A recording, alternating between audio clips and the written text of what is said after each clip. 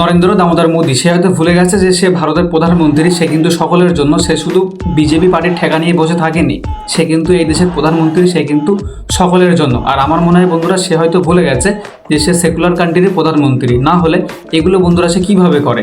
বাংলা দখল করার জন্য খুদ প্রধানমন্ত্রী বাংলাতে এসে বন্ধুরা ভাওতাবাজি ডায়লগ মেরে যাচ্ছে, কিন্তু মণিপুরে যাওয়ার মতন মুরদ তার কিন্তু এখনো হয়নি। সে হয়তো ভুলে গেছে সে ভারতের প্রধানমন্ত্রী, সে কিন্তু সবার জন্য।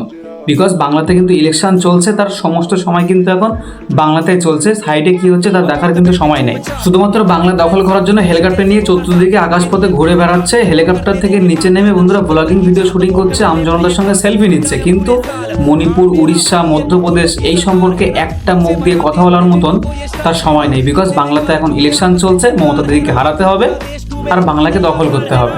তার বাংলাতে এসে কিন্তু বন্ধুরা ঝালমুড়ি খাবার সময় আছে, কিন্তু ইউপি, বিহার, মণিপুর, উড়িষ্যা, মধ্যপ্রদেশে যাওয়ার কিন্তু তার ক্ষমতা নেই। বিকজ এখন বাংলাতে ইলেকশন চলছে, তার এখন বাংলা যে হোক করেই চাক, সেটা সম্প্রদায় দিয়ে ঝামেলা করে হোক, দাঙ্গা দিয়ে হোক, বোমা ব্লাস্ট করে হোক বা গুলি চালিয়ে হোক। বন্ধুরা মণিপুরে 3 বছর ধরে আগুন জ্বলছে, সেখানে কিন্তু একবারও যায়নি, সেই সম্পর্কে কিন্তু তার মুখ দিয়ে একটা কথা বার হয়নি।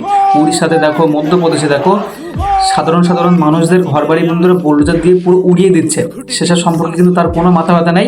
বিকজ বাংলাতে এখন ইলেকশন চলছে, মমতা দিদিকে হারাতে হবে যে কোনোভাবে। সর্বশেষ কথা, নরেন্দ্র দামোদর মোদী, তুমি হয়তো এটা ভুলে যাচ্ছ বারংবার যে তুমি ভারতবর্ষের প্রধানমন্ত্রী, তুমি কিন্তু সকলের জন্য, তুমি কিন্তু সকল গরিব মানুষদের জন্য, তুমি কিন্তু সকল অসহায় মানুষদের পাশে দাঁড়ানোর জন্য একটা মানুষ, তুমি দেশের প্রধানমন্ত্রী।